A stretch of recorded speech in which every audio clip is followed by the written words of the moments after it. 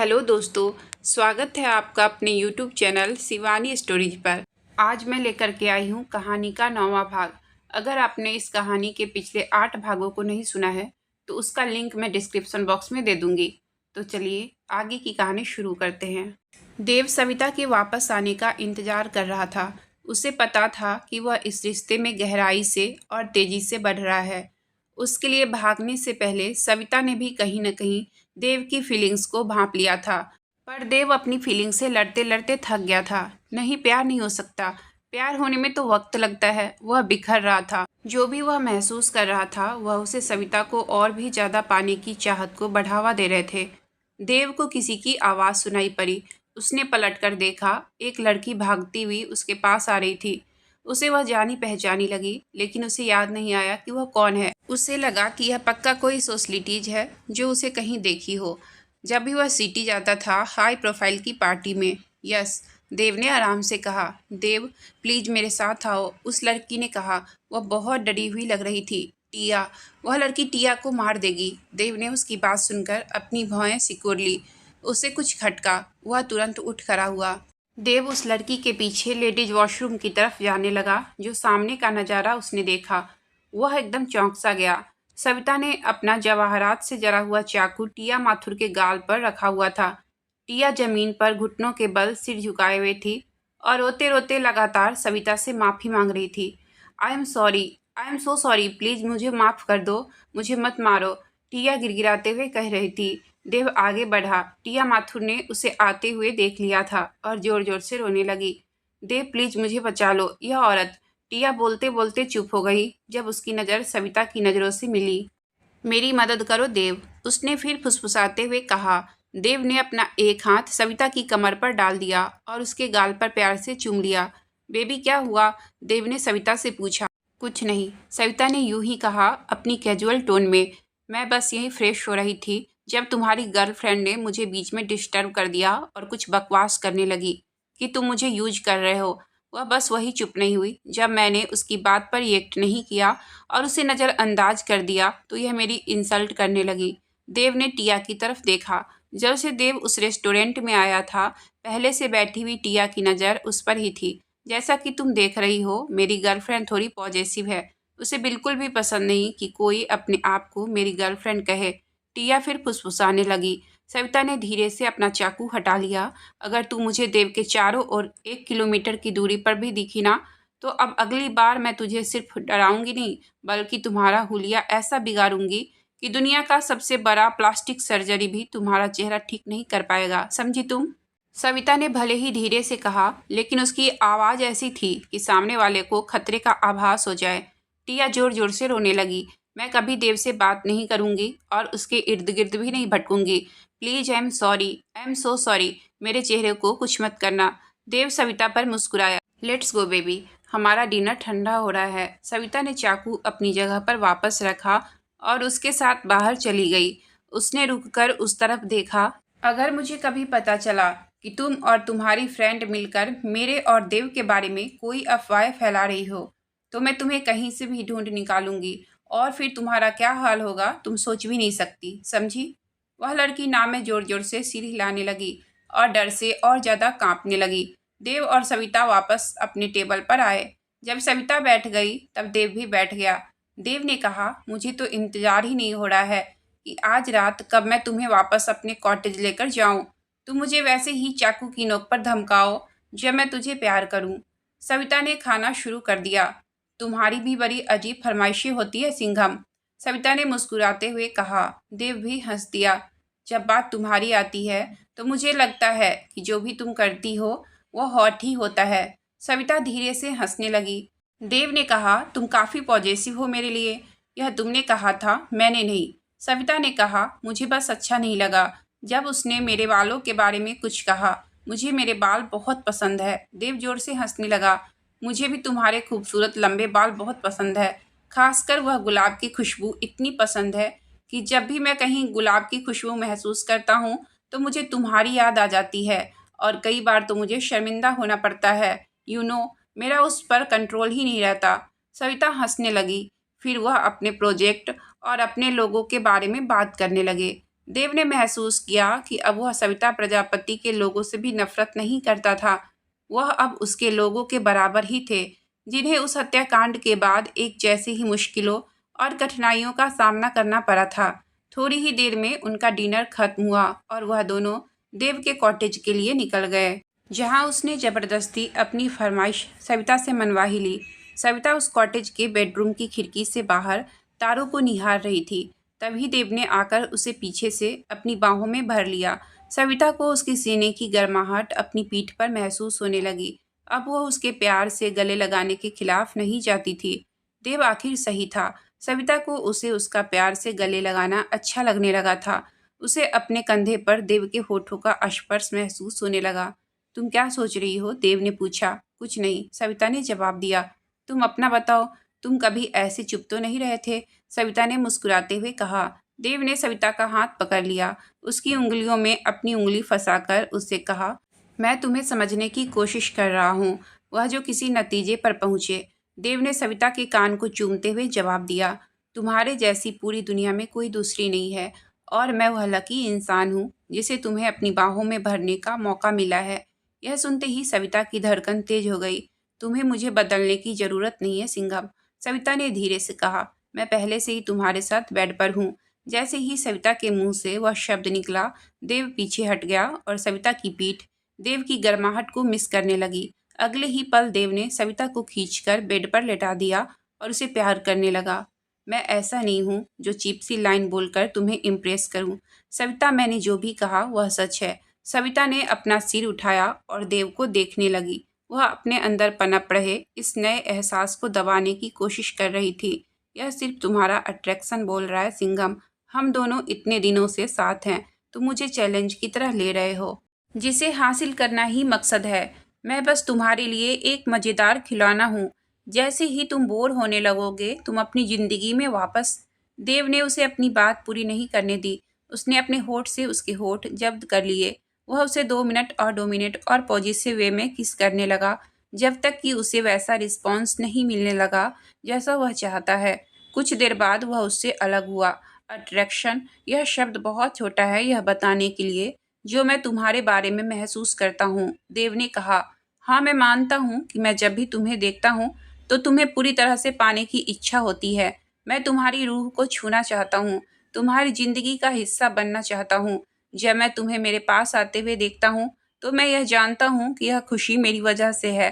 देव फिर झुका और सविता को किस करना शुरू कर दिया। इस बार वह प्यार और शिद्दत से उसे किस कर रहा था। बाद में मुझे एहसास होता है कि जितना तुम्हारा खूबसूरत चेहरा देखकर मैं खुश होता हूँ, उतना ही तुम भी मुझे देखकर खुश होती हो। सविता के दिल की धड़कन तेज हो गई थी। उसका शरीर एक अनचाहा एहसास से कांपने सा लगा था। वह सब हमारे बीच नहीं होना चाहिए सिंघम, पता है मुझे, लेकिन यह एहसास मैं पहले ही महसूस करने लगी हूँ। सविता का दिल जोरों से शोर कर रहा था। उसे अपने अंदर से आवाज़ महसूस होने लगी जो चिल्ला चिल्ला कर सविता से कह रही थी, बोल दे सविता, बोल दे कि तू भी वही महसूस करने लगी है जो वह तेरे लिए महसूस कर रहा है। पर सविता ने कुछ नहीं कहा। देव ऐसे ही उसे नज़दीक से निहार रहा था। मैंने देखा है, पता है तुम्हें, देव ने धीरे से कहा। देखा है किसे? देव ने गहरी सांस ली। हमारे पेरेंट्स को। सविता बस देव को देख रही थी, जैसे पूरे तरीके से चौंक गई हो। तुम्हारे पापा की डेड बॉडी मेरी माँ की डेड बॉडी के पैरों के पास ही थी, देव ने कहा। वह दृश्य मेरी आंखों में छपा हुआ है। मुझे तुम्हारे पापा से नफरत है क्योंकि उनकी वजह से मेरी माँ नहीं रही और वही नफरत बाद में लंबे समय तक तुम पर ट्रांसफर हो गई। देव सविता की आंखों में गहराई से देख रहा था। लेकिन अब नहीं है। तुम मुझे यह सब क्यों बता रहे हो? सविता ने धीरे से पूछा। क्योंकि मैं जानता हूँ कि आज रात तुम मुझे यह याद दिलाने की कोशिश करोगी कि तुम मेरी माँ के हत्यारे की बेटी हो। मैं तुम्हें यह बताना चाहता हूँ कि इससे मुझे कोई फर्क नहीं पड़ता है कि मैं तुम्हारे बारे में क्या महसूस करता हूँ। सविता चुप थी। वह समझने की कोशिश कर रही थी। जो भी अभी देव ने कहा, वह यह जानती थी कि उसने भी देव को माफ कर दिया था। जो भी बीते सालों में देव ने उसके साथ किया था, पर फिर भी वह कोई चांस नहीं लेना चाहती थी। जब बात किसी की परवाह करने की हो, क्योंकि परवाह करना कमजोरी की निशानी है और लोग आसानी से तुम्हारी कमजोरी का फायदा उठा लेते हैं। देव उसे उम्मीद की नज़रों से देख रहा था। सविता जानती थी कि देव उसके मुंह से क्या सुनना चाहता है, कि वह भी उसके लिए कुछ महसूस करती है, पर इसके बदले उसने कहा, मुझे देर हो रही है, मुझे जाना होगा। देव उसकी बात सुनकर बिल्कुल भी निराश नहीं हुआ, जैसा कि सविता सोच रही थी। देव वापस से उसे फिर से किस करने लगा। उन दोनों का शरीर एक दूसरे से बेहद करीब था। सविता ने महसूस किया देव ने उसे अंदर तक छू लिया है। एक अजीब सा जादू वह महसूस करती थी जब भी वह देव के साथ होती थी। उसे ऐसा लगता था जैसे कि एक अनदेखी डोर से दोनों बंधे हुए हैं। उसे एहसास ही नहीं हुआ कि कब वह डोर मजबूत होती चली गई। उसे पता था कि उसे यह डोर जल्दी ही काटनी पड़ेगी, इससे पहले कि बहुत देर हो जाए और वह उस अनंत काल के लिए बंध जाए। अगले कुछ हफ्तों में चीज़ें अपने शेड्यूल पर होने लगी। साइट पर और भी ज़्यादा लोग हायर कर लिए गए थे काम करने के लिए। काम दिन रात हो रहा था और छुट्टी वाले दिन भी काम होने लगे थे। बस 1 महीने ही बचे हैं जब हमें यह प्रोजेक्ट सौंपने से पहले, सविता ने एक गहरी सांस लेते हुए कहा, कॉन्ट्रैक्ट के मुताबिक जब तक कि initially planning and office operations शुरू नहीं हो जाते, देव और सविता ही प्रोजेक्ट को संभालेंगे और उसके बाद उस मैनेजर को सौंप देंगे जिसे उन दोनों ने मिलकर हायर किया हुआ था। हाँ, पर तुम दुखी मत हो प्रजापति, तुम्हें फ्रीक्वेंट, रेगुलर और अनलिमिटेड एक्सेस रहेगा मेरी अमेजिंग बॉडी का, देव ने कहा, जिस पर सविता हंस पड़ी। जब से वह दोनों डेट पर गए थे उसके बाद से दोनों एक दूसरे से ज़्यादा खुल चुके थे। उन दोनों को ऑफिस में भी जब भी थोड़ा बहुत खाली वक्त मिलता था तो एक दूसरे के साथ ही बिताने लगे थे। उन दोनों के बीच जो जिस्मानी रिश्ता था उसके अलावा दोनों में अब बातें होने लगी थी, मजाक होने लगा था, एक दूसरे को चिढ़ाना, यह सब अब दोनों को अच्छा लगने लगा था। देव ने उसे कभी फोर्स नहीं किया था यह बताने के लिए कि वह उसके बारे में क्या सोचती है, और अगर वह पूछता भी तो सविता कभी जवाब नहीं देती, क्योंकि खुद सविता नहीं जानती थी कि वह देव के बारे में क्या महसूस करती है। सविता जिस तरह की जिंदगी जीती थी वह वर्तमान में जीना चाहती थी, ना कि भविष्य के बारे में सोचती रहे। सविता यह भी जानती थी कि उसे महीने भर बाद देव से दूरी बना लेनी होगी, उसके साथ कम से कम मिलना होगा, क्योंकि फिर उसका प्रोफेशनल रिश्ता खत्म हो चुका होगा। जब उनका मिलना जुलना बंद हो जाएगा, जब रोज एक दूसरे के करीब नहीं आएंगे, तो उनके बीच पनप रहा लगाव अपने आप खत्म हो जाएगा। फिर वह आसानी से अपनी इच्छा को रोक सकेगी जो उसे हमेशा होती थी, देव के करीब आने की, उसे छूने की। हो सकता है यह एहसास, यह इच्छा खास तौर पर देव के लिए नहीं हो सकता है कि अगर देव की जगह कोई और भी आदमी होता तो भी सविता उसके साथ ऐसे ही रिलेशनशिप में होती। हाँ, सही है, उसका दिमाग उसके दिल को यही समझाने की कोशिश कर रहा था कि अगर देव की जगह कोई और भी होता तो भी वह ऐसा ही फील करती। ऐसा नहीं है, यह फीलिंग्स सिर्फ देव के लिए ही है, पर उसके दिमाग का एक हिस्सा यह कहने से इनकार भी कर रहा था, क्योंकि वह जानती थी वह देव सिंघम ही है जिसमें वह खासियत है सविता को अट्रैक्ट कर सके। अपनी सोच से बाहर आकर वह देव को देखने लगी। देव की नज़र उसे शरारत से देख रही थी, जिससे सविता की हंसी गायब हो गई और उसके नज़दीक जाने की इच्छा प्रबल हो गई। वैसे तो इस कॉटेज में मिलते रहेंगे, पर उसके अलावा तुम कभी भी किसी भी वक्त, देव रुक रुक कर धीरे धीरे एक एक शब्द पर दबाव डालते हुए बोल रहा था, मेरी ज़रूरत महसूस हो तो बस मेरा फ़ोन बजा देना, मैं तुम्हारी खातिरदारी के लिए तुरंत आने की कोशिश करूँगा, जितनी जल्दी हो सके उतनी जल्दी। सविता ने अपना सर गुस्से से झटका। सविता उसे डांटने ही वाली थी कि वह फ्यूचर के बारे में क्यों इतना सोच रहा है, जबकि उन दोनों का फ्यूचर एक दूसरे के साथ शायद नहीं है। लेकिन जैसे ही सविता कुछ बोलने ही वाली थी, उसने एक हल्की जानी पहचानी आवाज़ सुनी।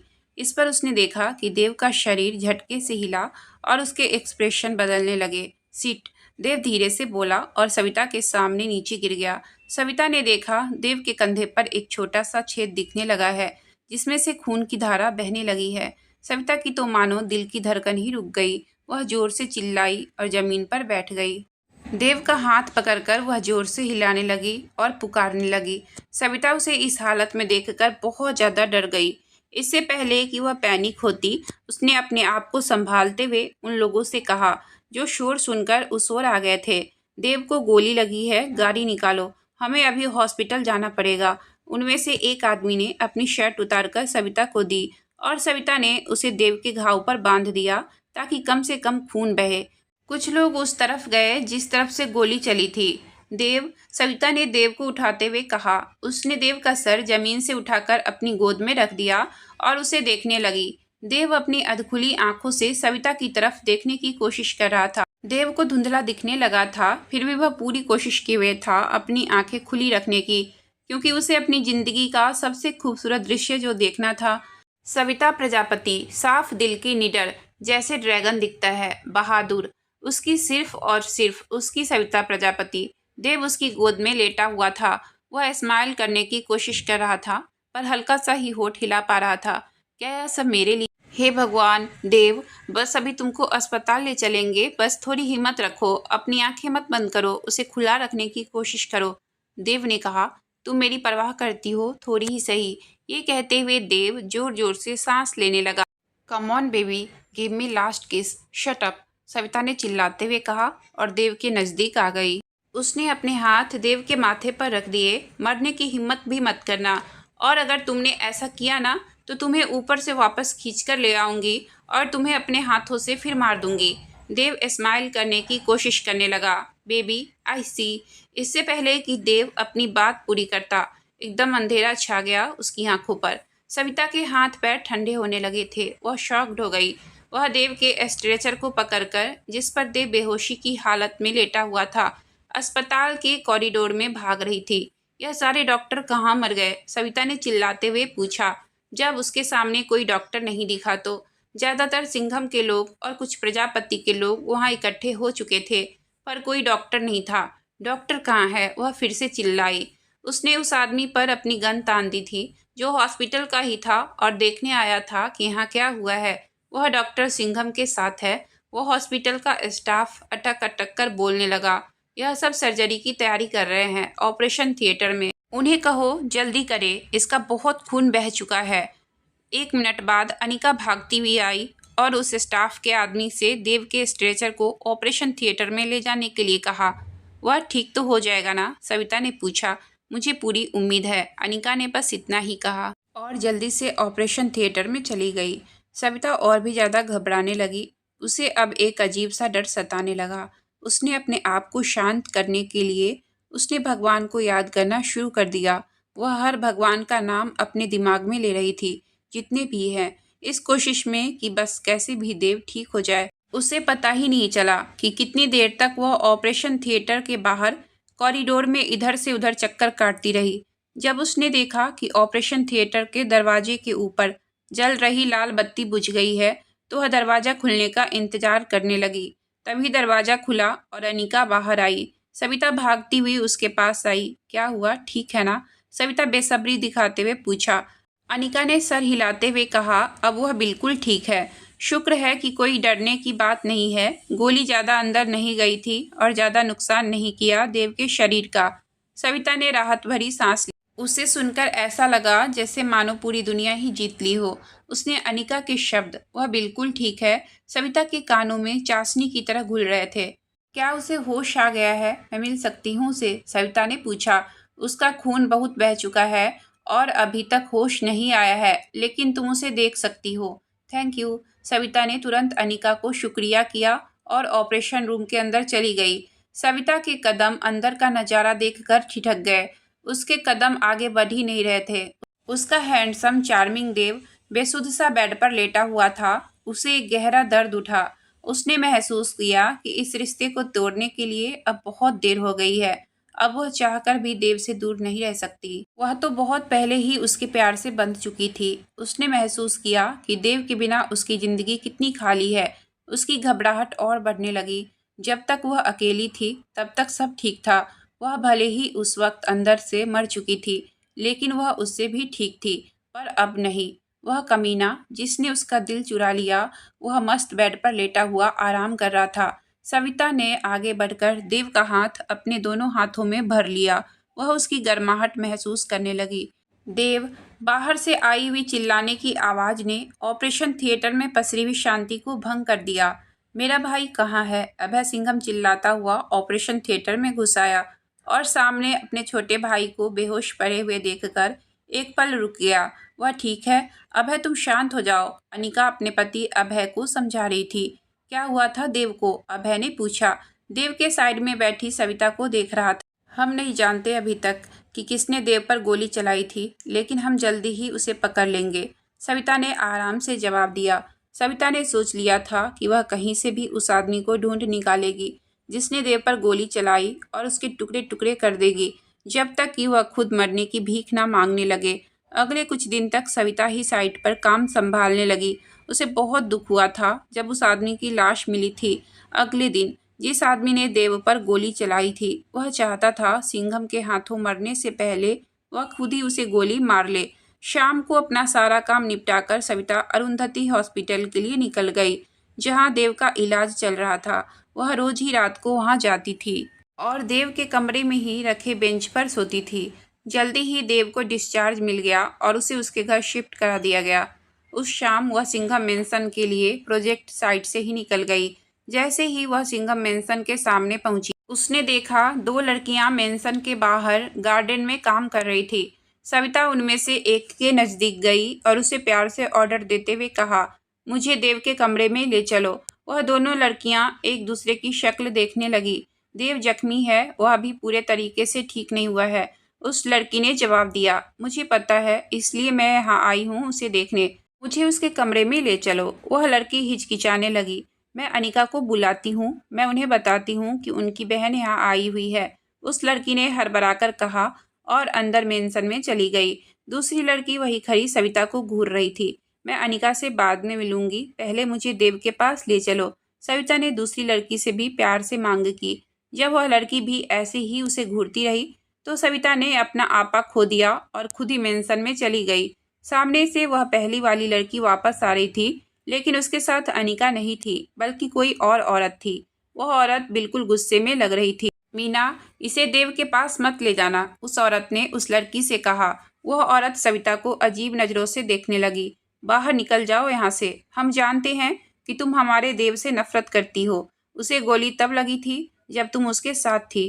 तुम्हें क्या लगता है कि हम बेवकूफ़ हैं जो इतना भी नहीं समझेंगे? सविता उन्हें शांति से खड़ी देख रही थी। मुझे नहीं पता कि कोई और बेवकूफ़ है या नहीं, लेकिन तुम जरूर हो, सविता ने कहा। तुम्हारी हिम्मत कैसे हुई बोलने की? सविता ने उन्हें बोलने से रोक दिया। मुझे देव के कमरे में लेकर जाओ, अभी के अभी, सविता ने हर शब्द पर जोर देते हुए कहा। वह औरत सविता को घूर रही थी।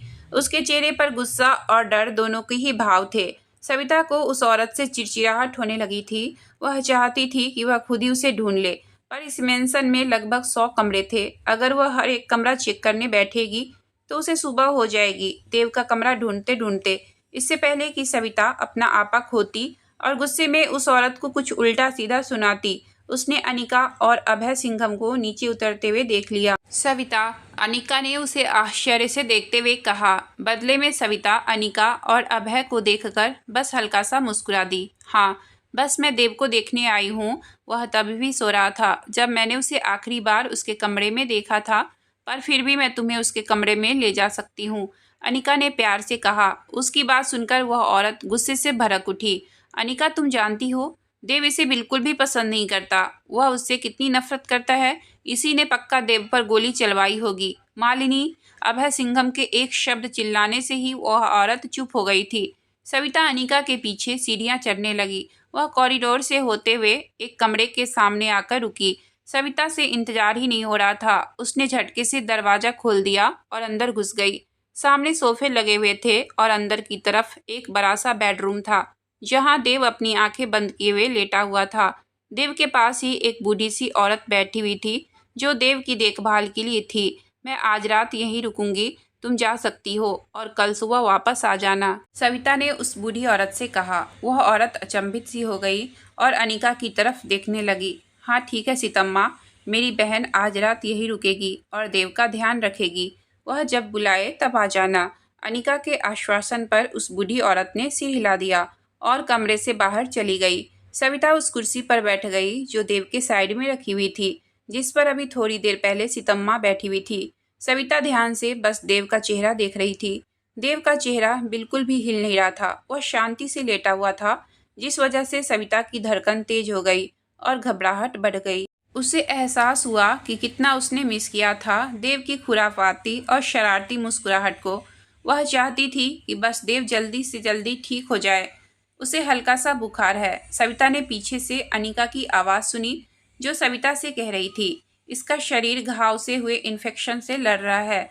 इसका फीवर कुछ दिनों में ठीक हो जाएगा। सविता ने अपनी नज़र एक पल के लिए भी देव पर से नहीं हटाई। उसने सामने पड़े टेबल पर से पानी का बाउल उठाया और उसमें रखे कपड़े को निचोड़कर देव के माथे पर रख दिया। वह बार बार ऐसा ही कर रही थी ताकि देव का बुखार जल्दी से उतर जाए। अब सविता हर शाम यहाँ आने लगी। वह वही देव के कमरे में उसके साथ सारी रात रहती और सुबह चली जाती। हर बार जब भी वह यहाँ आई सिंघम मेंशन में, तो अनिका और अभय उसे अजीब नज़रों से देखते, पर इससे सविता को कोई फर्क नहीं पड़ता था। वह रोज आती और सुबह चली जाती। एक हफ्ता गुजर गया था सविता को यहाँ आते हुए। सविता ने इस बीच एक या दो बार ही कुछ सेकंड के लिए देव की आंख खुली देखी थी, वरना वह बाकी समय सोया ही रहता था। दवाइयों की हैवी डोज की वजह से 8वें दिन वह अचानक चौंक कर उठी, जब उसे महसूस हुआ कि किसी ने उसके गाल पर हाथ रखा हुआ है। वह उठी और देखा कि देव उसे देख रहा था और उसी ने अपना हाथ उसके गाल पर रखा हुआ था। सविता ने देखा कि देव पूरी तरह से होश में लग रहा था। उसकी आंखें चमकती हुई सी लेकिन बेशुद्ध सी लग रही थी, तेज बुखार के कारण। हाय बेबी, देव ने मुस्कुराते हुए कहा। सविता ने भी जवाब में मुस्कुरा दिया। तुम बहुत ही लंबी नींद से जागे हो सिंघम, सविता ने कहा। उसकी आवाज़ नींद की वजह से कुछ अलसाई हुई सी थी। मुझे कितने सब काम संभालना पड़ा तुम्हारी गैर हाजिरी में, जो तुमने छोड़े थे, और तुम मज़े से 10 दिन तक यहाँ सोए रहे, सविता ने शिकायत की। और देव मुंह दबाकर हंस पड़ा। अब तुम्हें कैसा लग रहा है, सविता ने पूछा। पहले से ठीक हूँ, बस प्यास लगी है, देव ने जवाब दिया। इससे पहले कि सविता दूसरी साइड से उठती देव को पानी देने के लिए, देव ने उसका हाथ पकड़कर रोक दिया। मैं ले लूँगा, इतना कहकर देव उठकर बैठ गया। फिर अपने पास रखी टेबल पर से बॉटल उठाकर थोड़ा सा पानी पिया। मैं अनिका को बुलाती हूँ और बताती हूँ कि तुम जाग गए हो। सविता अपना फ़ोन उठाकर उसमें अनिका का नंबर ढूंढने लगी। देव ने फिर उसे रोक दिया। नहीं रुको, मैं ठीक हूँ। देव पिल्लो एडजस्ट करके उससे टेक लगाकर बैठ गया और सविता को मुस्कुराते हुए निहारने लगा। सविता कुछ अनकंफर्टेबल महसूस करने लगी। सविता जानती थी कि वह देव की बहुत ज़्यादा परवाह करती है, लेकिन क्या यह परवाह उसकी नज़र में मायने रखता भी है या नहीं। इन दिनों में वह देव के नज़दीक उसके पास ही सोई थी और उसने प्रैक्टिकल तरीके से इस रिश्ते के बारे में बहुत सोचा, और हर बार वह एक ही नतीजे पर पहुंची थी कि उसकी पहले से ही इतनी कॉम्प्लिकेटेड लाइफ है, जो और कॉम्प्लिकेटेड हो जाएगी। पर इसके बावजूद भी वह यहाँ हर बार अगले दिन आ जाती थी। मुझे अब चलना चाहिए, सविता ने कहा। मैं एक बार अनिका को बुला लेती हूँ, वह तुम्हें चेक कर लेगी। वह सीतम्मा को भी बुला लेगी, जो पूरे टाइम तुम्हारा ध्यान रखेगी। देव मुस्कुराया और धीरे धीरे अपना हाथ आगे बढ़ाकर सविता के बालों में चलाने लगा। हमें यह नाटक बंद कर देना चाहिए, देव ने कहा। क्या, सविता ने आराम से पूछा। हमें ऐसे बिहेव करना बंद कर देना चाहिए जैसे कि हमें एक दूसरे की चिंता है ही नहीं, सामने वाला कोई इम्पोर्टेंट इंसान नहीं हो। मुझे तो पता है कि तुम मेरे लिए बहुत इम्पोर्टेंट हो। देव ने सविता का हाथ पकड़ लिया और अपने करीब करते हुए उसकी हथेली चूम ली। कुछ है यहाँ, देव ने सविता का हाथ अपने दिल पर रखते हुए कहा। और यहाँ, देव ने अब उसका हाथ अपने माथे की तरफ ले जाकर इशारा करते हुए कहा, जो कहते हैं कि हमें एक दूसरे के साथ रहना चाहिए। सविता ने कुछ नहीं कहा, बस हमेशा की तरह देव से अपनी नज़रें फेर ली। देव ने उसकी चीन पर अपनी उंगली रखी और उसका चेहरा ऊपर किया ताकि उससे नज़रें मिला सके। तुम्हें पता है, मेरे मम्मी पापा और दादा दादी सभी हमेशा यही कहते थे कि मैं अपने इमोशंस को अपने चेहरे पर ले आता हूँ। तो मुझे लगता है कि तुम देख पा रही होगी कि मैं तुम्हारे बारे में क्या महसूस करता हूँ। सविता ने एक गहरी सांस ली और कहा, मुझे नहीं पता कि तुम मुझे लाइक। देव हंसने लगा। लाइक यू, देव ने पूछा और फिर उसे अपनी गहरी नज़रों से देखने लगा, जिससे सविता की तो सांस ही अटक गई। यह लाइक से कहीं ज़्यादा है सविता, देव ने कहा। यह चाहत है, और यह ऐसी चाहत नहीं है जो सिर्फ स्वीट या रोमांटिक हो। एक पल के लिए भी मैं तुम्हारे बिना अपनी ज़िंदगी नहीं सोच सकता। अगर ऐसा हुआ तो मैं टूट जाऊंगा। देव ने अपनी दोनों हथेलियों में सविता का चेहरा भर लिया। बताओ मुझे कि तुम्हें एक पल के लिए भी, जरा सा भी कोई एहसास नहीं हुआ कुछ मेरे लिए? अगर सच में ऐसा है तो मैं पीछे हट जाऊंगा। सविता देव का चेहरा बड़े ध्यान से देख रही थी। उसके चेहरे पर उसे साफ दिखाई दे रहा था उम्मीद, इच्छा और सबसे ज़्यादा चाहत मुझे भी महसूस होता है। सविता ने प्यार से स्वीकार लिया। तुम्हें खोने का सोच के ही उसे शब्द ही नहीं मिल रहे थे अपने दिल की बात देव को बताने के लिए। देव का चेहरा इतना सुनते ही खुशी से खिल उठा। इस वक्त सविता जानती थी कि वह अब और नहीं लड़ सकती अपनी फीलिंग्स से। वह थक गई थी लड़ते लड़ते और अपनी फीलिंग्स को छुपाते छुपाते। क्या यह गलत है वह करना जो उसका दिल चाहता है? उसने कभी नहीं सोचा था कि असली जिंदगी में एक दिन ऐसा आएगा कि जिससे सबसे ज्यादा नफरत थी वही उसका सब कुछ बन जाएगा। देव ने अपना एक हाथ उठाया और सविता उससे सट कर लेट गई। देव ने उसे अपनी बाहों में भर लिया। उसके बाद वह पूरी रात सिंघम मेंशन में ही देव की बाहों में कसकर चिपके हुए उसके साथ सो गई, सुरक्षित उसकी बाहों में जिसने सच में उसका दिल चुरा लिया था। मैं देख सकता हूँ, देव मुस्कुरा दिया। क्या? देव ने अपने बड़े भाई अभय सिंघम से पूछा, जो उसी के सामने डाइनिंग चेयर पर बैठा हुआ था। यही सेम एक्सप्रेशन कभी मेरे हुआ करते थे जब मुझे मेरी पत्नी से प्यार होने लगा था, अभय ने जवाब दिया। देव हंसने लगा। विल आई होप कि यह इससे कन्विंस हो जाए जिसे मैं आज प्रपोज करने वाला हूँ, जिसके साथ मैं अपनी पूरी जिंदगी बिताना चाहता हूँ। अभय मुस्कुरा दिया। क्या तुम चाहते हो कि मैं और अनिका चलें तुम्हारे साथ नीलाम्बरी प्रजापति से बात करने? नहीं, सबको बताने से पहले मुझे सविता से बात करनी होगी। ऐसा समझ लो वो मेरी लिटिल ड्रैगन है, पहले उसे संभालना होगा। अभय उसे हैरान नज़रों से देख रहा था। कैसा लग रहा है तुम्हें किसी के पीछे भागते हुए? यूजुअली तो लड़कियां तुम्हारे पीछे भागती रहती थी। देव फिर से जोर से हंस दिया। मेरे लिए यह जिंदगी और भी इंटरेस्टिंग हो गई है और एक्साइटिंग भी। देव को तो पता था कि वह सविता से प्यार करता है और अपनी बढ़ती हुई चाहत को कभी रोकने की कोशिश भी नहीं की थी। जब भी वह सविता से मिलता था, उसके साथ होता था, उसके करीब होता था, पता नहीं, लेकिन वह अपने आप उसमें होता चला गया। पहली बार उसे ऐसा लग रहा था कि वह किसी और का है, वह बिना किसी के साथ षड्यंत्र रचे हुए। उसे ऐसा लगता था कि जब वह दोनों साथ होंगे तो मिलकर हर मुश्किल, हर परेशानी को हंसकर हल कर देंगे। सबसे गुस्से वाली और खतरनाक औरत ने ही देव के अंदर के शैतान को शांत किया था। उसके साथ वह शांत महसूस करता था और वही रहता था जो वह असल में है। देव अपनी गाड़ी में बैठा और कॉटेज के लिए निकल गया, जहां उसने आज सुबह सविता को मिलने के लिए बुलाया था। वहां पहुंचकर उसने देखा कि सविता की गाड़ी कॉटेज के सामने नहीं खड़ी है। इसका मतलब वह अभी तक नहीं पहुंची। यह सोचकर वह मंद मंद मुस्कुराने लगा कि बीती रात उसने सविता को कितनी देर तक जगा कर रखा हुआ था। अभी बस 6 घंटे पहले ही तो सविता यहाँ से गई थी। शायद वह अभी तक सो रही होगी। देव उसका कॉटेज में इंतजार करने लगा, लेकिन काफ़ी देर बीत जाने के बाद भी जब वह नहीं आई और ना ही उसका कोई कॉल या मैसेज आया, तो देव अपनी गाड़ी में बैठा और प्रजापति मेंशन की तरफ निकल गया।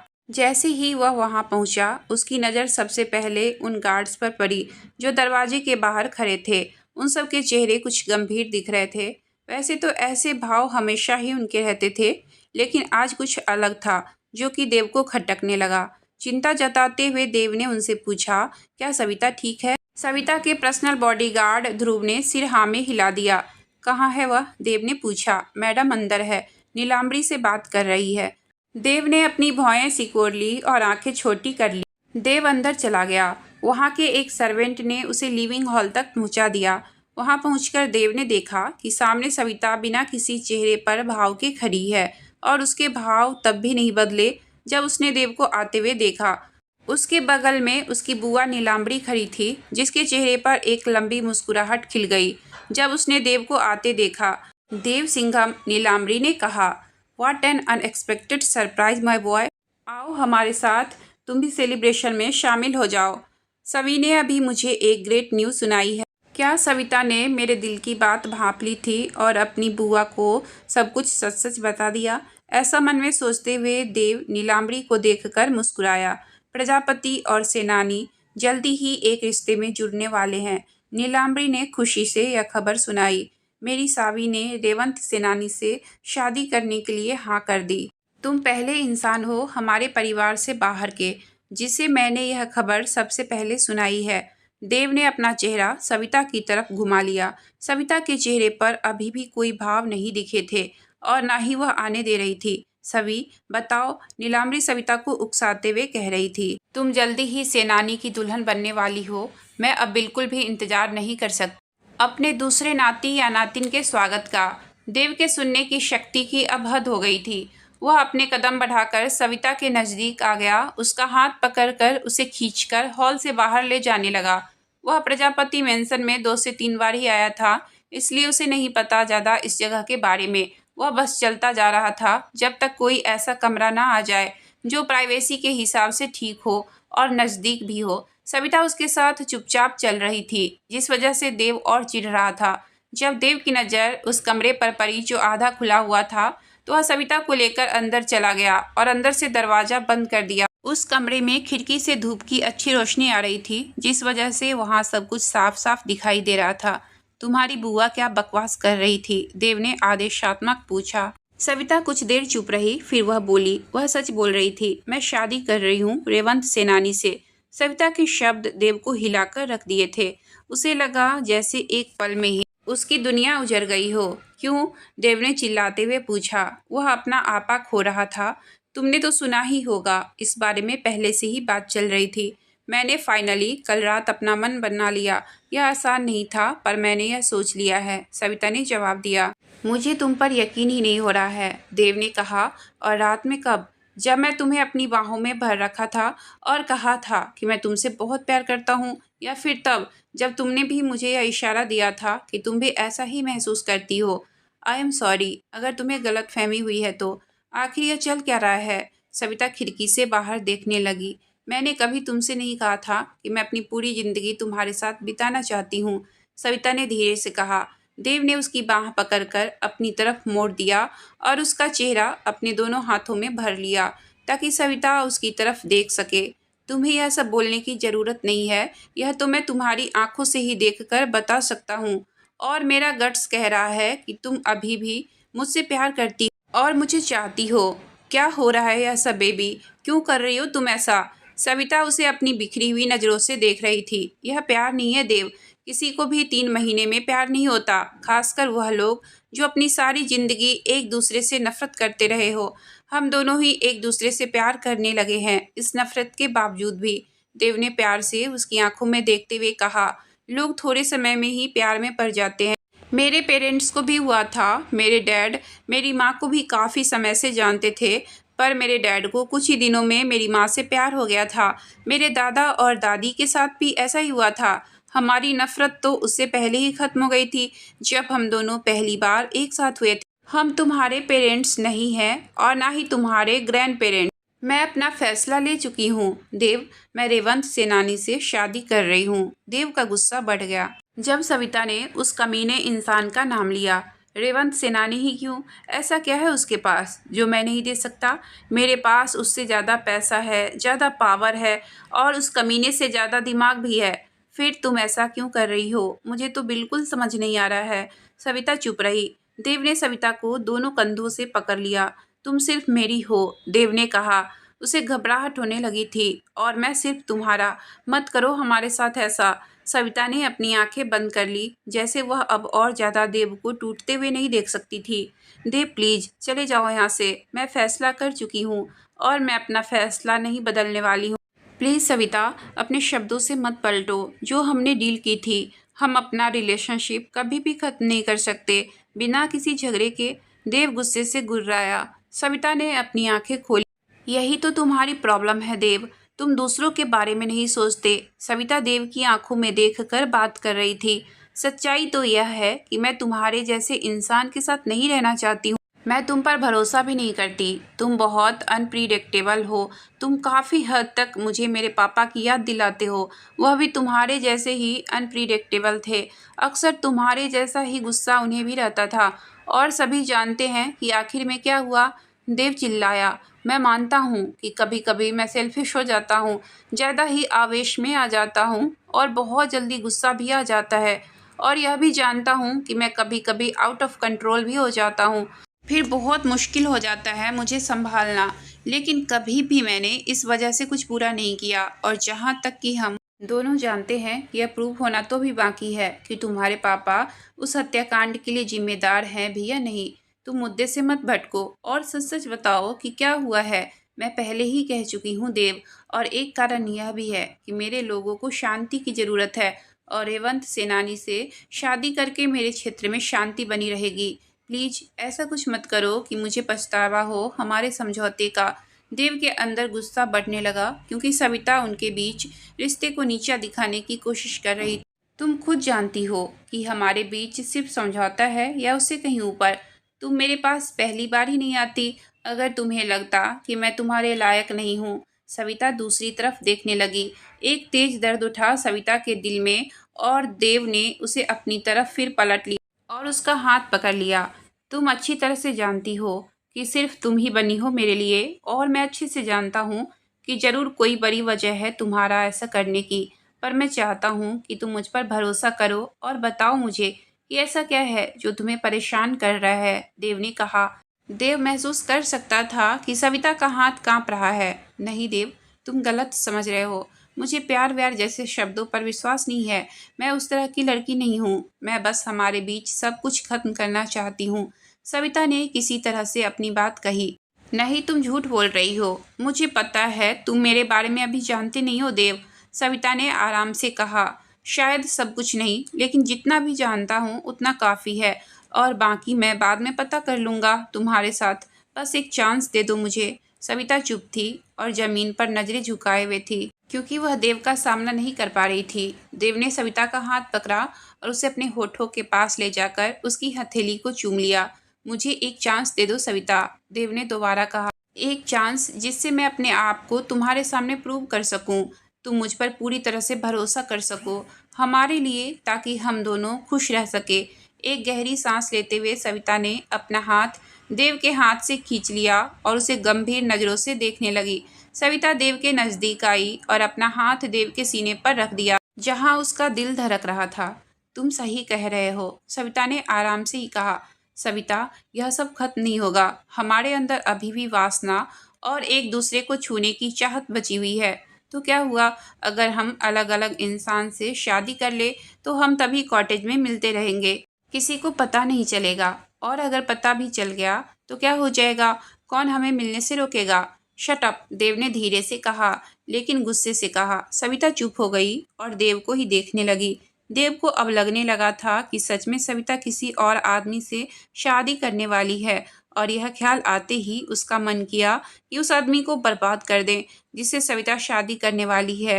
वह अभी भी उन यादों को खराब नहीं करना चाहता था जो उसने सविता के साथ बिताई थी। वह उन पलों को यादें बनाकर संजो के रखना चाहता था जो उन्होंने साथ में बिताए थे। उसे कोई बाहरी चोट नहीं लगी थी, उसे अंदर तक गहरा घाव हो गया था सविता की बात का। उसका दिल तो बहुत पहले ही सविता के लिए धड़कने लगा था, और उसे लगा था कि आखिर में सविता का भी दिल उसी के लिए धड़कने लगेगा, पर ना चाहते हुए भी वह गलत हो गया था। सविता देव को गुस्से से बाहर जाते हुए देख रही थी। वह जानती थी कि देव सिर्फ कमरे से ही नहीं बल्कि उसकी जिंदगी से भी जा रहा है। वह आदमी जिसे सविता इंटीमेंसी की वजह से जानती थी, वह पिछले कुछ महीनों में सविता की नज़र में एक ऐसा इंसान बन गया था जिस पर सविता को बहुत गर्व था। उसके साथ चीट करके, उसको यह बता के कि वह किसी और आदमी से शादी कर रही है, सविता ने उनके बीच रिश्ते को तुच्छ करार कर दिया था। असल में यह ऐसा था कि मानो सविता अपने दिल को सीने से निकालकर बाहर फेंक दिया हो। वह अपने सीने में उठ रहे दर्द को नज़रअंदाज करने लगी। वह पहले से ही जानती थी अपने पर्सनल एक्सपीरियंस से कि ज़िंदगी बहुत निर्दयी भी हो सकती है और अनुचित भी। वह यह भी जानती थी जीने के लिए यह करना ही पड़ता है जो ज़रूरी है, पर वह यह नहीं जानती थी कि उसे उस इंसान को तकलीफ़ देनी होगी जिसे वह डीपली लव करती है। उसके अंदर गुस्सा बढ़ने लगा जब वह कमरे से बाहर निकली और अपनी बुआ की तरफ बढ़ने लगी जो अभी भी उस चेयर पर बैठी हुई थी और मैगजीन पढ़ रही थी। उसके अंदर से जैसे कोई आवाज़ आई जब उसने देखा नीलाम्बरी ऐसे बिहेव कर रही है जैसे कुछ हुआ ही नहीं। उसने अपनी गन निकाली और नीलाम्बरी पर पॉइंट कर दी। नीलाम्बरी की नज़रें सविता की नज़रों से मिली, पर उसने गन देखकर कोई रिएक्शन नहीं दिया, ना ही वह पैनिक हुई। तुम जानती हो तुम कभी भी मुझ पर ट्रिगर नहीं दबाओगी, और यह पहली बार नहीं है जब तुमने मुझ पर अपनी बंदूक तानी है। नीलाम्बरी ने उस पर गहरी नज़र डालते हुए कहा। जैसे ही नीलाम्बरी ने उसे ताना मारा, सविता ने अपनी आंखें बंद कर ली। कुछ ही पल बाद सविता ने धीरे से अपनी गन नीचे कर ली और अपनी आंखें भी खोल ली। नीलाम्बरी ने लंबी सांस भरी। उन्होंने उसे प्यार से पुकारा, मुझे पता है तुम अब अपने आप को चोट पहुंचा रही हो मेरी बच्ची, पर जैसा मैंने कहा था, देव सिंघम तुम्हारे लिए नहीं बना है। वह एक बड़े घर का है। इसकी रगों में विजय सिंघम का खून दौड़ रहा है। वह एक ऐसी लड़की से बिल्कुल शादी नहीं करेगा जिसकी माँ एक वेश्या थी और जिसका तुम्हारे जैसा अतीत हो। नर्मदा सेनानी इसकी पत्नी बनेगी, वह भी बहुत जल्दी। वही हकदार है सिंघम का खून अपनी कोख में पालने के लिए, जो सिंघम वंशज की शुद्धता का प्रमाण है। नीलाम्बरी कुर्सी से खड़ी हुई और सविता की तरफ बढ़ी। तुम्हें भी मिलेगी तुम्हारी खुशियाँ मेरी बच्ची। रेवंत सेनानी भी एक बड़े घर से है और अभी भी वह तुम्हें चाहता है। तुमने बहुत सही फैसला लिया है उसके प्रपोजल को एक्सेप्ट करके।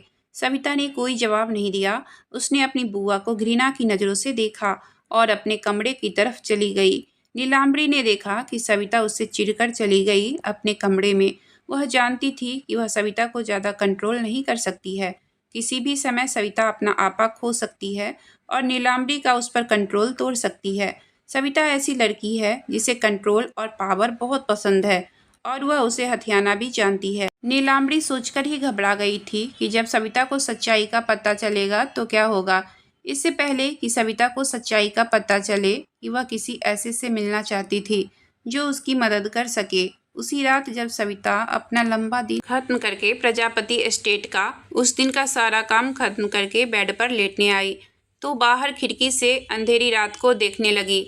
बचपन से ही वह हमेशा अंधेरों से घिरी रही थी। वह ज़्यादातर घर में ही रहती थी, लोगों की घृणा से बचने के लिए जो उसके पापा और माँ की वजह से उसे सामना करना पड़ता था। बाद में जो वह सब कंट्रोल करने लगी, तब भी उसकी ज़िंदगी में कुछ अंधेरा छाया रहा, क्योंकि उसे शांति बनाए रखने और व्यवस्थित रखने के लिए कुछ चीज़ करनी पड़ी थी। लेकिन बाद में जब वह देव से मिली तो उसे लगने लगा था कि उसे भी खुशियाँ पाने और ज़िंदगी जीने का अधिकार है, और अब फिर से उसे इस अंधेरे में जाने के लिए धकेला जा रहा था। इन 6 सालों में पहली बार उस रात सविता प्रजापति रोई थी। देव सिंघम मेंशन के ऑफिस रूम में बैठा डॉक्यूमेंट पढ़ रहा था। देव, उसने ऊपर की तरफ देखा जब उसे उसके कंधे पर किसी के हाथ का स्पर्श हुआ। उसके सामने अभय सिंघम खड़ा था। मैं कब से तुम्हारा नाम पुकार रहा था देव। सॉरी, मैं बिजी था, मुझे यह कल तक भेजना है। अभय ने गहरी सांस ली। देव, तुम धीरे धीरे अपने आप को मार रहे हो। मैं चाहता हूँ कि तुम एक ब्रेक ले लो कुछ वक्त के लिए। देव ने एक पल अपने बड़े भाई अभय सिंघम को देखा और फिर हंसने लगा। उसकी बातें उसके कानों में चुभ रही थी। वह उस इंसान को कह रहा था जिसे खुद उसे काम में अपने आप को व्यस्त रखने के लिए कहा था ताकि उसकी यादों को दूर कर सके। मैं ठीक हूँ अभय, तुम नहीं हो देव। तुम शायद ही किसी दिन ठीक से सोए होंगे इन बीते 2 हफ्तों में। देव चुप रहा। देव, बताओ मुझे, मैं किस तरह तुम्हारी मदद कर सकता हूँ। मैं तुम्हें ऐसे नहीं देख सकता, अभय ने उसे प्यार से कहा। देव ने सिर हिलाते हुए कहा, मेरी कोई मदद नहीं कर सकता, मैं ठीक हूँ। फिर कुछ पल रुककर उसने दोबारा कहा, इस काम से मैं जल्दी ठीक हो जाऊंगा। मैं सेनानी का ऑफर के बारे में सोचने का मन बना लिया है। मैं अगले हफ्ते जाऊंगा उनसे बात करने। अभय ने कुछ नहीं कहा। 1 हफ्ते पहले सेनानी के घर के किसी सबसे बड़े सदस्य ने देव को फ़ोन किया था और शादी का प्रस्ताव रखा था। तुम्हारे भाई ने हमसे अपना दिया हुआ वादा तोड़ दिया था और उन पुरानी परंपरा को भी हम चाहते हैं कि अब आप उनके बदले परंपरा निभाएं। मेरी पोती से शादी का प्रस्ताव स्वीकार कर ली जाए ताकि हमारे बीच अच्छे संबंध बने रहे। देव ने उनकी बात पर ज़्यादा ध्यान नहीं दिया था, पर वह जानता था कि उसे शायद देना पड़ेगा, क्योंकि उसने एक ऐसी औरत पर तरस खाने से इनकार कर दिया था जिसने उसके प्यार और उसे अपनी ज़िंदगी से मिनटों में ही फेंक दिया था, वह भी अपनी जिम्मेदारियों के चलते। अगर वह ऐसा कर सकती है तो मैं क्यों नहीं। पर वह अभी भी उसे चाहता था। वह उस ऑफर के बारे में सोचने लगा था जो सविता ने उसे दिया था। उन दोनों ने अभी तक किसी और से शादी नहीं की थी। शायद देव इंतजार कर रहा था कि सविता अपना मन और फैसला बदल दे। उसने सोचा था कि सविता को अनदेखा करेगा या उसके साथ बुरा बर्ताव करेगा तो शायद वह मान जाएगी, पर वह यह भी जानता था कि यह इम्पॉसिबल है और कहीं यह उस पर उल्टा ही ना पड़ जाए। उसने सिंपली अपने आप को उससे दूर कर लिया था, जबकि सविता ने उसे अपने मतलब के लिए, अपनी जिस्म की भूख को मिटाने के लिए इस्तेमाल किया था। तो वह इसमें परफेक्ट है। वह नाइटिंगेल की तरह बहुत सुरीला गाती है और डांस तो बहुत ग्रेस, बहुत अच्छे से पता है उनकी फैमिली हिस्ट्री के बारे में। वह तो बेसब्री से इंतजार कर रही है सिंघम के घर की दुल्हन बनने की। सॉरी कि उसके माँ बाप नहीं आए, क्योंकि यह सब लास्ट मोमेंट पर ही तय हुआ था। वह अभी देश से बाहर। देव ने बस आधी ही बात सुनी थी जो उसके आसपास हो रही थी। उसका सारा ध्यान तो सिर्फ सामने बड़ों के पीछे खड़े उन कपल पर था। उसकी मुट्ठी भींच गई जब उसने देखा कि रेवंत सेनानी ने सविता की खुली कमर पर अपनी बाहें डाल रखी है। उस घटिया इंसान की उंगलियां सविता के कमर पर पड़ी उस चेन से खेल रही थी और सविता उसका बिल्कुल भी विरोध नहीं कर रही थी, ना ही कोई रिएक्ट कर रही थी। वह बस यूं ही इधर उधर देख रही थी, लोगों को बातें करते हुए। देव ने देखा कि रेवंत सेनानी हल्का झुका और सविता के कान में कुछ फुसफुसाते हुए कह रहा था। उसके बाद भी सविता का चेहरा भाव शून्य था और उसने कोई प्रतिक्रिया नहीं दी। देव का गुस्सा बढ़ गया। वह उठने को हुआ ताकि रेवंत सेनानी का हाथ सविता की कमर से खींचकर हटा सके, ताकि उसे यह बता सके कि खबरदार, अगर उसने सविता को छुआ भी तो उसे यह बता सके कि वह उसकी नहीं है। पर वह देव की भी तो नहीं थी। देव के अंदर से आई आवाज ने उसे याद दिलाया। इसके बावजूद भी देव से बर्दाश्त नहीं हो रहा था। वह उस कमीने इंसान को जान से मारना चाहता था। वास्तव में वह रेवंत सेनानी की आत्मा को ही उसके शरीर से खींचकर निकालना चाहता था।